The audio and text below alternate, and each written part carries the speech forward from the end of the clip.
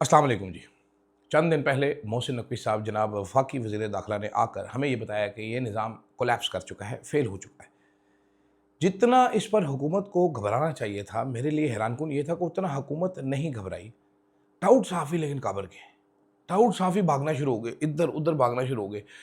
एक खबर लेके आ रहे हैं 6 महीने का टाइम दे दिएगा, दूसरा कहता है चल टाइम ही नहीं दिएगा, तीसरा करो और सारा कुछ ठीक है, चौथा सो तब रहा है जब ताकतवर शख्सियत उसको यकीन दिला रही है कि कोई मसला नहीं होगा। ये क्या, ये पागल हो गए हैं, ये गधे के बच्चे पागल हो गए हैं। ये क्या कहानी, आपको समझाऊँगा भी, बुझाऊँगा भी। तहरीक-ए-इंसाफ क्यों चिल कर रही है, तहरीक-ए-इंसाफ को क्या करना चाहिए ऐसे मामलात पर, और क्या जो अब खबरें आ रही हैं, क्या नवाज़ शरीफ और ज़रदारी ने मिलके पुश बैक किया एस्टैब्लिशमेंट को सक्सेसफुली, इस पर बात करूँगा इस वीडियो में। एंड तक देखिएगा, मज़ा तनु चोखा आएगा, मैनू ना आवे ना आवे। अदील राजा सच की आवाज।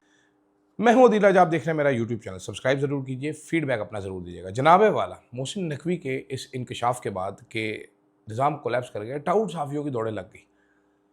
मैं मतलब ये तो एक्सपेक्ट कर रहा था कि शायद नून लीग हमला कर दे अब मोहसिन नकवी के ऊपर, शहबाज शरीफ साहब गैरत खा के कहें कि Mohsin Naqvi you are sack. ऐसा कुछ भी नहीं हुआ। मतलब माठे माठे से रिएक्शन, बड़े माठे और सैड किस्म के reaction. To be very honest, तो ख्वाजा आसिफ का हमें गौर चले जाना चाहिए, वो दूसरा आगे राना सनाउल्लाह कह रहे नहीं ऐसे नहीं होता, ऐसे होता। You couldn't sack the guy, you couldn't say one thing to the guy. वो अकील मलिक तो उसके हमें आम लाना शुरू हो गया बेचारा। ठीक, वो रोज़ाना सुबह उठ के जो बिला वजह 1.5 घंटा मेकअप करके वज़ीर तैयार होते हैं, उसने हमें हाँ मिला दी कि हाँ जी बड़े ज़बरदस्त है आप।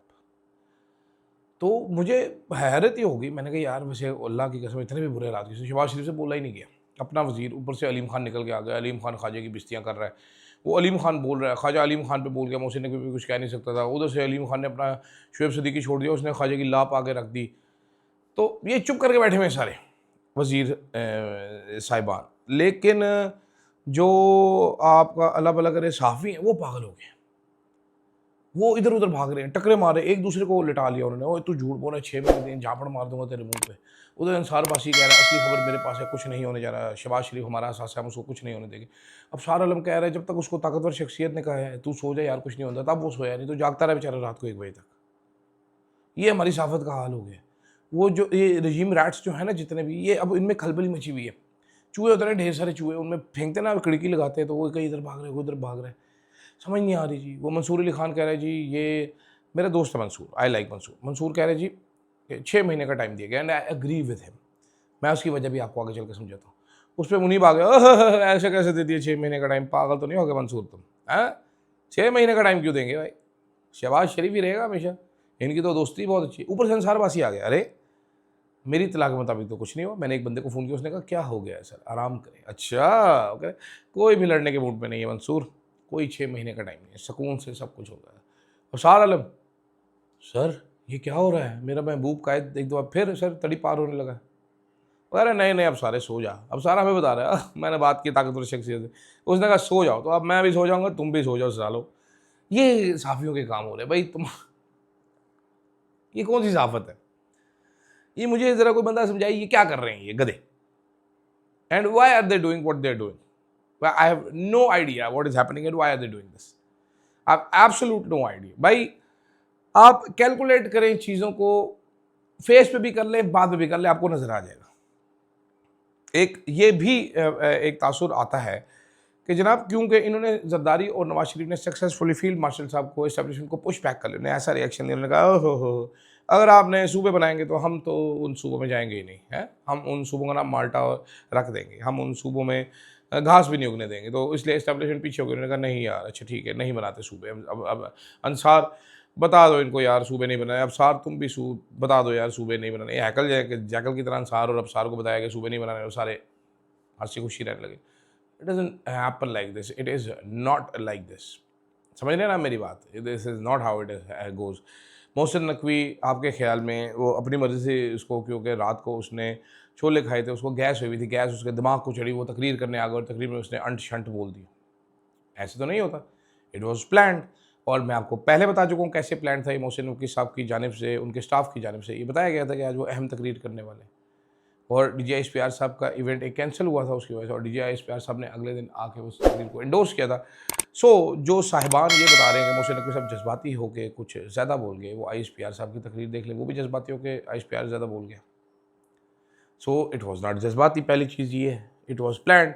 अब मोहसिन नकवी साहब के बारे में वफाकी वज़रा बोलते हैं कि ये फ़ौज के नुमाइंदे हैं, इस्टेब्लिशमेंट के नुमाइंदे, फील्ड मार्शल साहब के नुमाइंदे बोलते हैं ना, तो वो गलत क्यों बोलेंगे? उसके बाद फिर ये तासुर देना अबसार आलम का कि सब ओके है, ताकतवर शख्सियत ने उसको बता दिया। ताकतवर शख्सियत ने तो इमरान खान के बारे में बता दिया, everything is okay, no issues. तो ताकतवर शख्सियतें तो बताती है, डिनाइल और डिसेप्शन तो ताकतवर शख्सियत का पहला हथियार होता है। मुझे समझ नहीं आती ना कि जी जनाबे वाला कि वो ये करना था तो इसलिए ऐसा हो गया, तो ये मोहसिन नकवी ने गलत बयानी कर दी, वरना हमारे महबूब का तो खतरा है। अच्छा जी, ऐसा होता नहीं है। सेकेंडली, कुछ लोग ये भी कह रहे हैं कि जी कश्मीर के मसले से तवज्जो हटानी थी। कश्मीर के मसले पे हमारी तवज्जो है कब? हमारा कोई चैनल रिपोर्टिंग कर नहीं रहा, बॉदर भी नहीं कर रहे, वहाँ पर लोग मर रहे हैं, चला नहीं रहे, तो केड़ी रिपोर्टिंग है? जिसने रिपोर्टिंग करनी थी अल जज़ीरा ने जाके कर दी रिपोर्टिंग। हमने कश्मीर के मसले पे क्या पटा है? हमने कश्मीर के मसले पे किया क्या है? हमने कश्मीर के मसले पे आवाज़ कौन सी उठाई है? कुछ भी नहीं। नील बटा कोको, कोको बटा टोको। तो जब कश्मीर के मसले पे हमने कोई आवाज़ नहीं उठाई, हमने कुछ किया नहीं है कश्मीर के मसले पर, तो फिर हमने करना क्या है मजीद भाई? ये मेरे को समझाएं आप जवानों कि वहाँ से तवज्जो उठानी है। तो मेरी अंडरस्टैंडिंग ये है कि चौधरी साहब, इस्टेब्लिशमेंट इतने आराम से बैक ऑफ भी नहीं होती, ख़ासतौर पर जरदारी और नवाज शरीफ से, जिनका मैंडेट वो ऑर्केस्ट्रेट करके दे।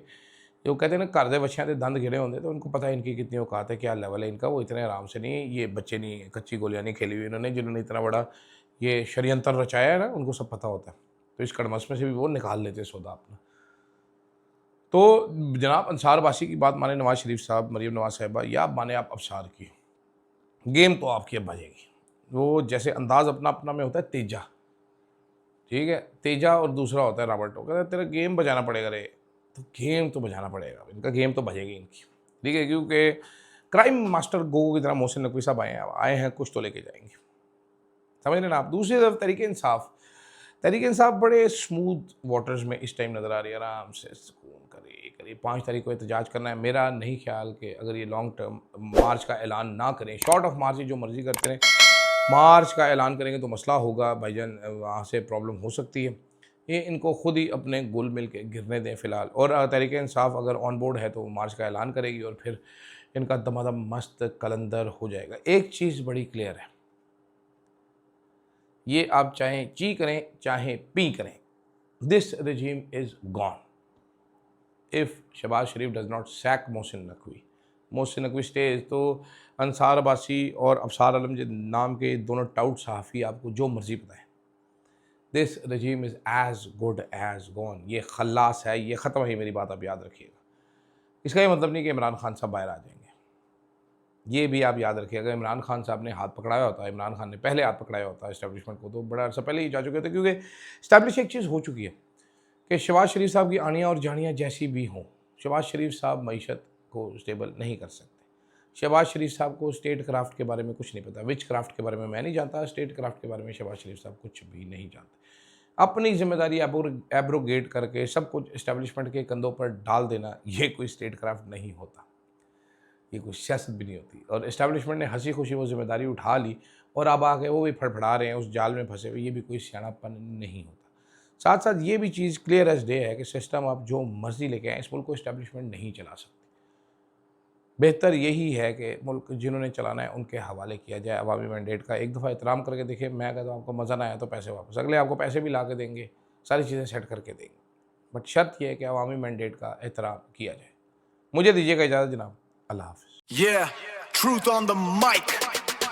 शहर शहर में नाम गूंजे, फ्लो है आग, हर खबर पहले, दुश्मन भागे आगे भाग, आवाज उठाए ना डरे ना झुके, अदील राजा, अदील राजा, देखे सारी दुनिया, power of the press, Adeel Raja, Adeel Raja, Adeel Raja.